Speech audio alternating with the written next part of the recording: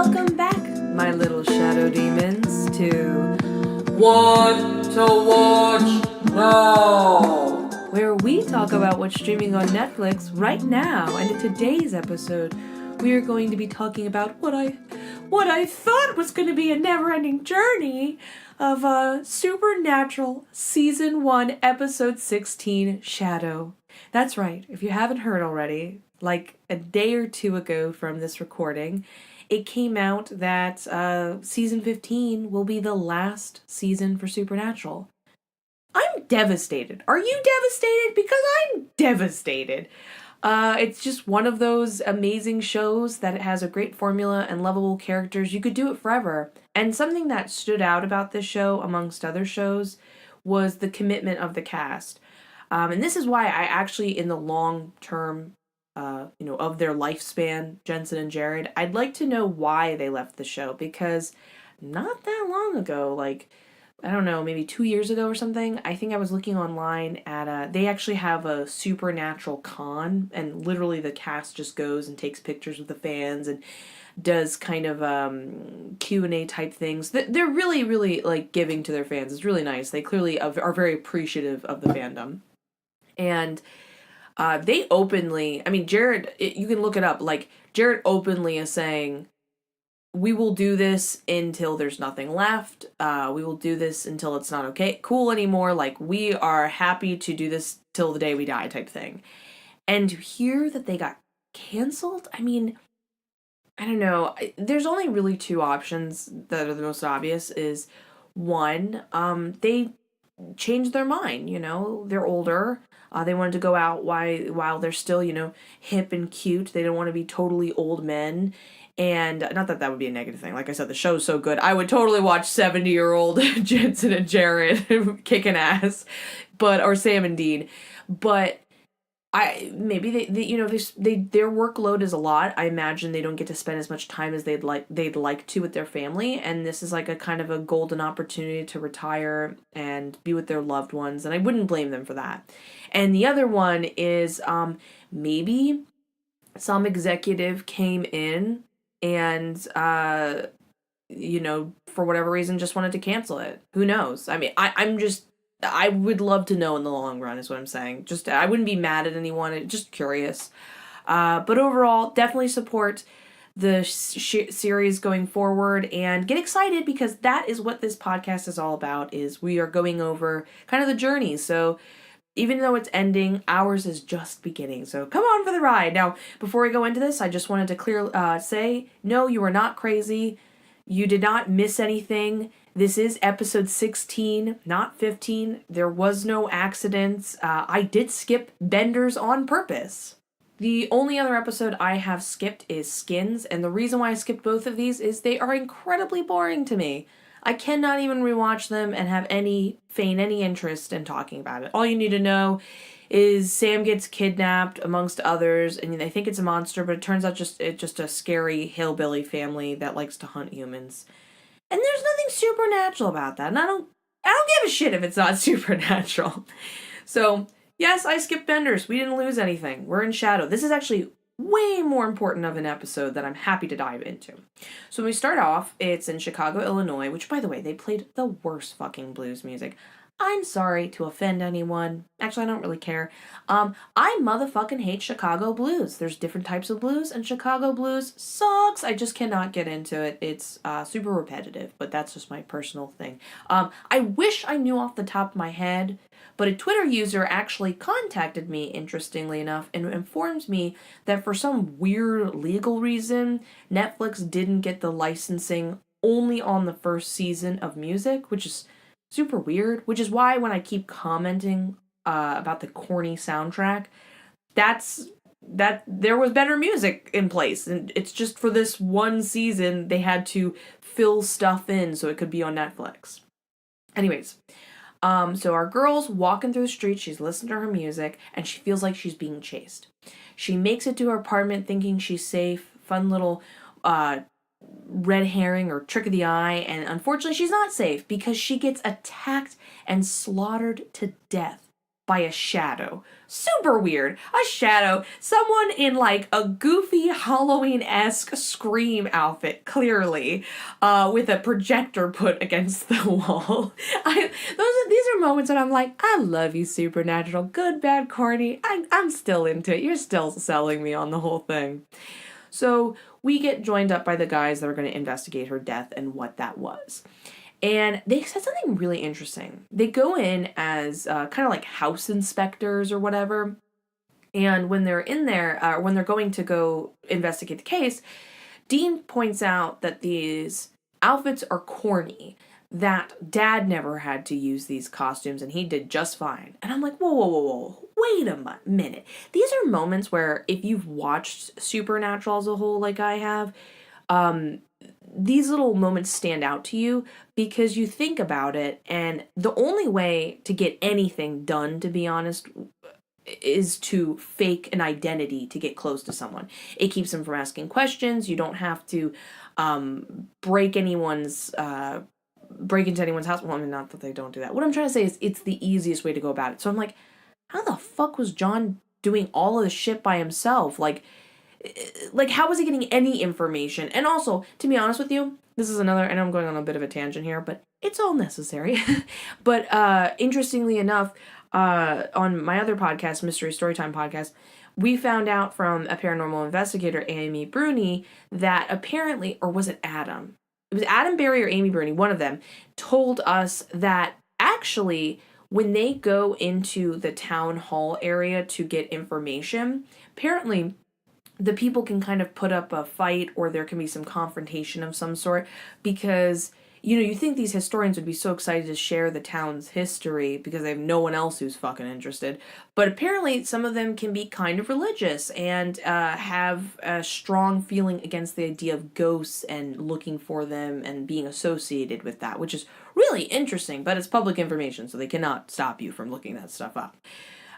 So I can't imagine if Amy and Adam, who just look, I don't know, I don't think you should judge anyone by the way they look, but they look very passably normal people, and you hear they want to look up information, and they get a little bit of resistance. I can't imagine John in his, like, dirt-covered face, mania-crazed eyes being like, take me to the records, how any of that would go over. So, just a little side note I noticed.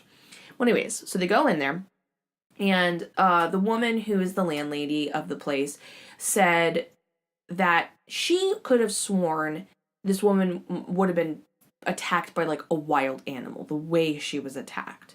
Which is super weird and unique because how did a wild animal, get into a city's, especially Chicago, a city's apartment building? But in addition to that, there's no paw prints, anything. It's super weird. And when they're looking for it, they're like, okay, well, they're going through their options of what it could be. I mean, they even mentioned that the heart's missing, which is interesting.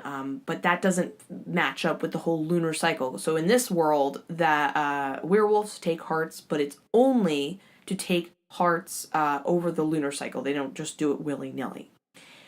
So they're like, okay, well, this creepy thing has got to leave some sort of MO. And this is one of those parts where I'm like, okay, guys, is this not the moment of a conspiracy theorist? Because I think we all love our conspiracy theories, and some of them are borderline true or are true, to be honest with you. And people want you to think they're just conspiracy theories. But even I, who's a lover of that type of stuff, can rationally look when you are reading a little too into something. And this is one of those moments where there's a few blood spatters on the rug, and they take tape to create the symbol that they're like, this is what the blood spatters, obviously creating this symbol. And I have to sit there. First of all, it looks like a Pokeball. Just want to point that out. But or something from Star Trek. But I'm like, how did you connect those specific blood spatters? There's a ton of other blood spatters out of your connect the dots situation going on. So I'm like, I think you're stretching it a little bit. But I also love the idea that some supernatural creature ravishly attacks someone like a human. And this is pretty gory and not thought out how they're going about it. And they don't first of all leave a pile of blood. They just leave a few spatters, and those few spatters every time create a symbol. Is that not like a weird demon Batman, but instead of like a calling light to bring him there, it's like, I was here. Super weird. So they go out to do some more investigating about her, and they go to a local bar, as they usually like to do, kind of get an idea of like, did she come to this place? What was she like as a person? And they do find out that, well, Dean's being all cute and flirting with everyone, that she was a normal person. It's weird that she was attacked in this way. Definitely an innocent. There's nothing she was involved with as far as we're concerned that would bring this type of horror onto her. But what happens? A very significant moment. Sam looks across the bar, and I don't remember what episode it is, but remember we reviewed this. He sees Meg. Remember Meg from the bus stop? Little short hair pixie cut. He like expressed how he was so upset about Dean at that moment when they had that little fight and they were fighting separately. Well, she just happens to be in the bar, and she's so excited to see him. She says hi. She's like, oh yeah, that guy, he was a creep. So funny to see you here. I'm in town. I'm living here. But then get this. As soon as she sees Dean, she lays it on him. It's kind of a cute moment where like, Sam did not stop her. I kind of feel like Sam, this is the thing. I don't think anyone, how do I express this? I don't blame Sam for kind of having a petty moment. I know we want to think that people can be perfect all the time, especially people as good-natured as Sam and Dean, that they try to make the right decisions, that they're not like that. They treat people with respect, and for the most part, they do. But sometimes they get a little petty with each other, and it's understandable because they have so much grief, they can't express it to anyone. So just to have one moment where someone's on their team, and both of them feel like no one is on their team, I don't blame when Sam just kind of sat there and laughed a little bit when Dean was having, his neck wringed. And Dean's used to everyone loving him, so he's like, I am not comfortable with this. What is happening? My brain is short-circuiting. They decide to leave the bar, and Dean's, of course, upset about this and kind of lost and just like, what did you tell her about me? And getting ready for a fight, and Sam does a great job deflecting it. I mean, I'm sure she might have even intentionally wanted a little fight between them. And Sam, this is one of those moments where I'm like, Sam, you are not dumb, and I appreciate it. Instead of him getting caught up in all of that jazz, and if you're a first-time watcher, I'm sure you did too, he immediately points out the obvious. What the hell is she doing here? I met her in the side of the road. That was already like, its own little serendipitous situation, and we talked, and then by pure coincidence, she shows up at the same bar in a town where a supernatural gory death is happening. I don't trust it. I don't trust her. I don't trust whatever's happening. So go Sam for having like a good head on his shoulder, or rather like a good gut he's listening to. So love that. And they kind of split up, and Sam is basically stalking her outside of her apartment, which is kind of funny. Dean even teases him about this. And for the most part, she just seems like she's undressing. It's a little sexy, you know what I mean? And she seems normal, but he's just not convinced. He wants to make sure that she's not tied up in any of this shit, because it just seems too coincidental. Meanwhile, Dean's been doing some research, and he actually found out what it is. Apparently, it is a deva.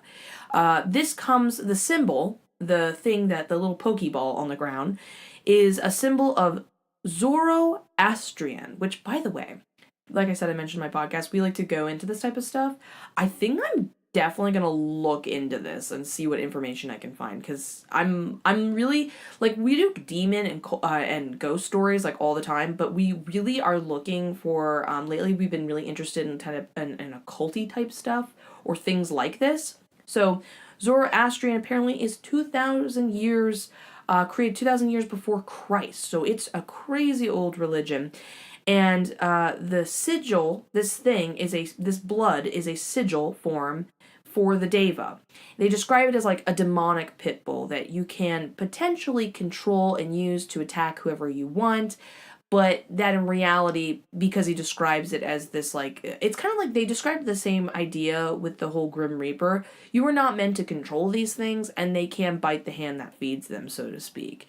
In addition to that, he points out to Sam that because someone's doing this, and this is such an old magic, we clearly have a major player in town, which makes them feel like they're getting closer to the idea of why did this girl get killed, and so on and so forth. Another little minor fun fact, because if you know anything about me when you listen to any of my podcasts, I love witches. I think they are so cool.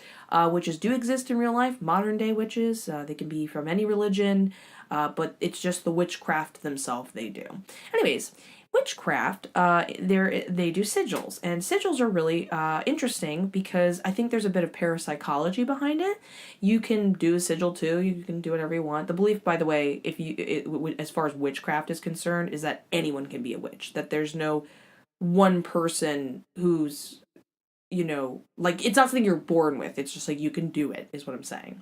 So sigils basically start off, you would want to write a sentence.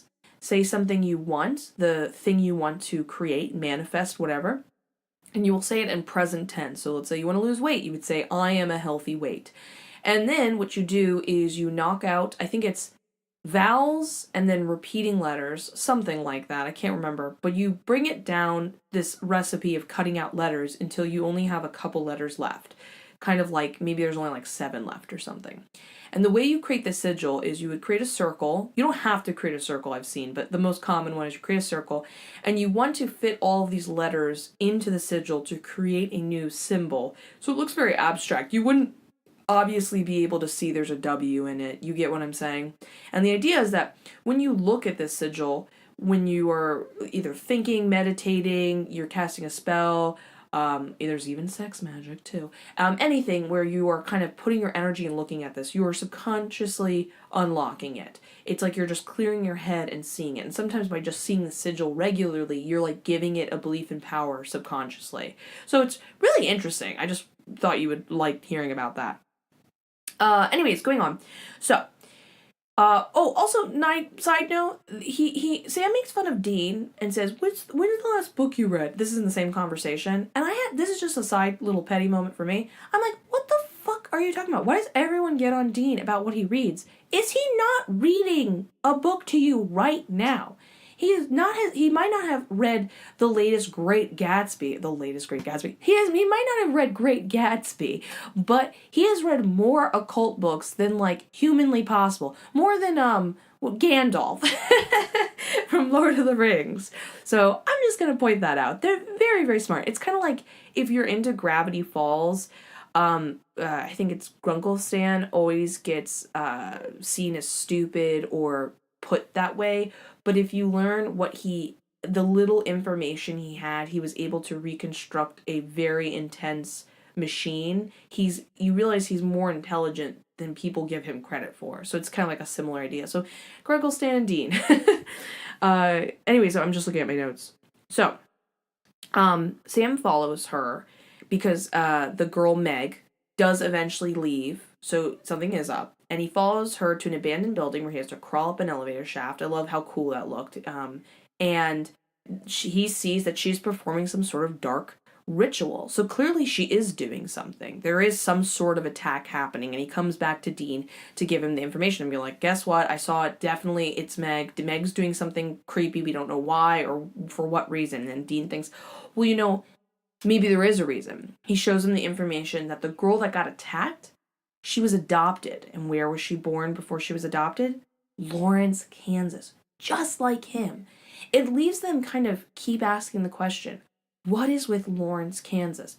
Why is everyone so obsessed with it? What is this end goal for this demon? And what's so interesting about this whole story as you get into it is at first it just starts out as some random creature attacked their mom. And that's kind of the end of it.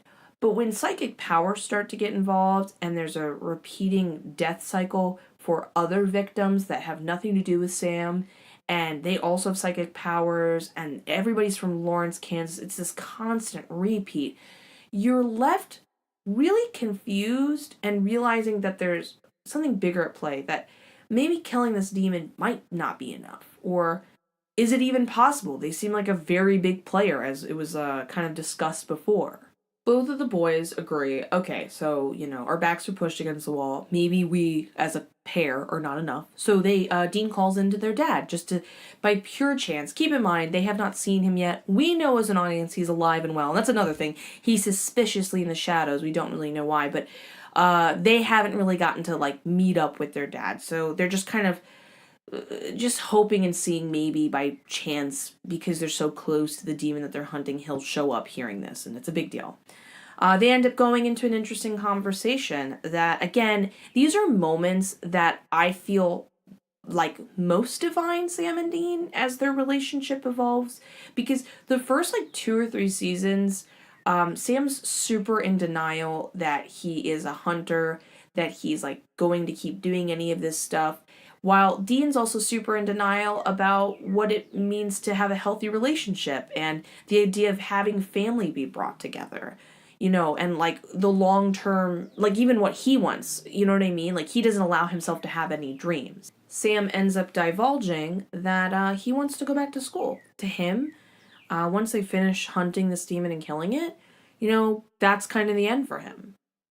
And then Dean ends up admitting that he's surprised, which, I don't think he doesn't want his brother to be happy and, go on and have his own life, but he is selfish. He is so locked in this mindset of, this is what he wants. He just wants his family together. And I can't blame him. He's not a bad person for that. I mean, who hasn't had those type of experiences in their life? And I think I don't blame people who are been in this weird specific situation. Not as, a hunter family, but wanting your family to be back together, that's shit a lot of people can relate to. But it's also very selfish, because all those players that are a part of your dream, they've got to want it too. And it doesn't mean Sam even says, we are a family. Us not being together doesn't mean we're not family. It doesn't mean you can't come visit. But are you my mom, Dean? Can I leave? Can I go on and live? I'm 22.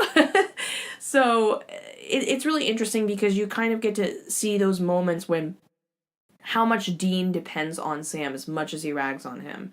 And at this point, I don't think Sam fully is aware, but he does depend on Dean too. He just represses this side of himself. And to be fair, I think he could successfully repress it enough to go on, go to school, all that type of jazz. And to be honest with you, I don't think in the real world Dean would have succeeded. And not because I don't think he's not talented, but I think he would have allowed people's perception to define him, and kind of would have become someone. I mean, his dad did cars. Maybe he would have done cars or something like that. Again, no criticism or anything negative to say about that. But sometimes it can be seen as quote unquote not on the same level as someone who goes to Stanford and has all this academic success, which is bullshit, I might add. But I could see Dean feeling very self-conscious and upset in the long term of his life, and maybe even feeling jealous towards his brother, while Sam would do what is considered classically accepted. And in this scenario, when he's a hunter, none of that shit fucking matters. He's good at what he needs to do. Murdering supernatural creatures and saving lives. And I can understand that addiction, that's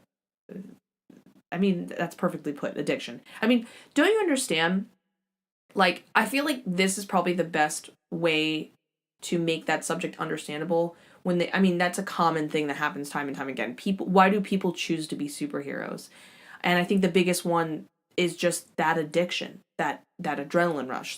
That moment in Watchmen, which I did an episode of, you can check out, when, oh my god, I totally forgot her name. The Silk Spectra's daughter and the newer Night Owl, whatever, when they're walking home from dinner and they end up having a fight in an alleyway with a couple of gang members. It's a similar idea of them talking about, it's more than them doing the right thing. It's kind of a weird, not, I guess perverse is a weird word to use, but a kinky thing, a fun thing that they love, and it's addicting for them. Did I make that clear? Anyways, doesn't matter. So they're okay, we've discussed that. Dean's listen, I just want you to know, why do you think I went and got you? And he just puts out on the table just saying, listen, I want us to be together, I want us a family, blah, blah, blah. So they go to see where Meg is. Now, this is when we learn Meg is not who she seems. Meg is the demon. Now, I know we kind of already knew that by when we saw her talking into a cup full of blood during the episode she met Sam, but what's really interesting is how she kind of plays a part in all of this. One thing I also want to talk about, I don't know if I've talked about in other episodes, but I'm really curious. I don't think it's fully explained yet, the idea behind what the boys' understanding of a demon is, because I kind of get this idea at this point in their life that demons are not a common thing. It makes me wonder if they believe in heaven and hell, and that, like, where do demons go, so to speak, and what demons are, because demons are so ambiguous, they just don't seem to have any tangible form, which is why we'll get into this, but when they tried to do a search on Meg, they couldn't find anything that seemed out of the ordinary. She seemed like who she is. Now, I'm not trying to spoil anything for you guys, but like, let me just give some kind of eye-opening stuff if you haven't seen Supernatural before. Like I said, they don't know what demons are, so they don't know that demons are basically these like smoky apparitions that, basically the lost monster that can go into people's bodies. So when you go to look up that person, yeah, everything pans out. They are possessing someone who's already built them a witness protection program situation. So that's how they can kind of easily hide amongst the crowd. But at this point in time, I get the idea that demons are not at all common. They are super rare and almost seen as ultimately powerful because they're so rare and unknown. And the only demons they know is the one that killed their mom and this one Meg. And they seem like they can pretty much do anything. So that's a scary idea. So Meg ends up letting them in on a little secret that this was all a trick, a trap. She has her Deva attack them and she ties them up. She has a weird kinky whisper thing with Sam. I hate that shit. I hate when they tell people to whisper talk and it's supposed to be evil. And I'm like, I'm just going to fast forward over this shit. So if you don't want me to fast forward, come up with a better option. But she basically faked this whole thing. She really was performing the ritual, but she was faking it in the way that she knew Sam was watching. She wanted him to come, and she wanted to trap the boys because the main idea behind it is she wanted to ultimately get to John. And that by sorry, I thought I heard something. By her I'm so sorry, my brain is trying to think. Oh my god, I'm short-circuiting. Oh, she wanted to trap the boys to get to John.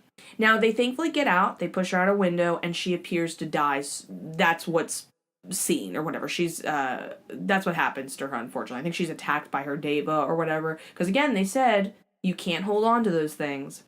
And then we get one of the most pivotal points of the entire episode. They go back to their hotel, they're all scratched up, I guess they won, even they don't know if they feel like they won necessarily because they didn't really get any answers. And I don't think they answer this, but like, does that mean the Deva are just on the fucking loose? You know what I mean? But when they walk into the hotel, they think someone's there, has broken in, but it is in fact their dad! Their dad finally got off his ass and showed up! Woo! And this is when we get to meet one of those amazing characters, and this is what I'm talking about when I said side characters. Now, I know people would like to think that John Winchester is the main character. I mean, he is, in the sense of the plot points, but let's be real. In the amount of episodes he's actually in and shows up is minuscule compared to, obviously, Sam and Dean, the main characters. So that kind of by default makes him an important side character. But that's what a great job they did, kind of fleshing out his importance, but most importantly, picking someone who really felt like they played the part. When they see each other, you feel the chemistry. And I just want to point out how important that is and what an amazing job this show does time and time again. So their dad shows up and they have this emotional meeting again. He says that he saw the girl drop and, checks, is like, that was a bad girl, right? And he says that he shows up and he realizes it was a trap, but he would do anything to obviously make sure his kids were okay. He even has a nice moment and apologizes to Sam about the last time they fought, and he totally quote unquote forgives, I'm putting quotes around that, because Dean's like, I'm so sorry, I didn't know it was a trap, and John's like, it's okay, I know you didn't know. And they have this nice emotional agreement, or reuniting, but that all gets fucked over when, guess what? Remember when we thought Meg was dead? Hell no! This is like a repeat of Vertigo. It was a fucking illusion. I said that as a joke, but she really did fall out that window, but she did not die. She comes back, shows up with her Deva, and she fucks them all up. She almost kills them, to be honest with you. But the thing is, Sam, again, is really smart, realizes they're shadows, so by default, if there was too much light, there wouldn't be anything to create a shadow. And I don't know if he knew it would hurt them, that kind of worked out in his favor, but it for sure was like great logic. And he throws up like a firecracker or something, and lights up the room, but unfortunately lights up with smoke too, so the boys run out of there, all of them, and they just barely survive. And after all of this has happened, they seem like they're going to go together. I mean, John's even down for it. And surprisingly, between everyone, you think it would be John that would say something like this. But Dean? He was the one this entire time dying. I mean, he even said, I'm dying for my family to be together. This is all I want in life. And here it is. And he's like kind of giving up this opportunity. He basically says, I see what you're saying now. You are vulnerable when we are around. I get why now you're like kind of been keeping your distance from us. In fact, I saw it. We were bait right there. It was such easy pickings. And I don't think it would be safe for any of us if we were together. We will be okay, and I know you will be okay, but we probably should split up. And it's kind of like heartbreaking because it's like, and you know what's so great about this, and this is what I'm talking about when it comes to great supernatural writing, it doesn't feel like, are you really, like, oh, you're just expanding the plot line, of course.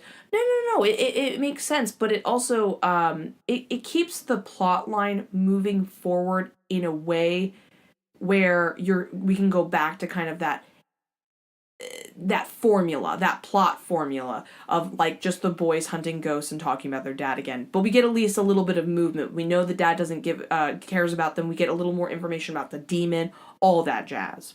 Anyways, so they separate, they go in their cars, they leave, and we get to see eerie Meg, with her little necklace, staring kind of very L.A. Noire with the blinds, the lights over her eyes as she watches them leave. So we haven't seen the end of Meg. That's all I'm gonna say and leave it there. Anyways, guys, if you liked this episode, please subscribe on whatever platform you're listening to. Give it a like, give it a 5-star review on iTunes, all that good jazz. I love you guys in the most platonic way possible. Talk to you in the next episode, which will be my 100th. Woo! Bye!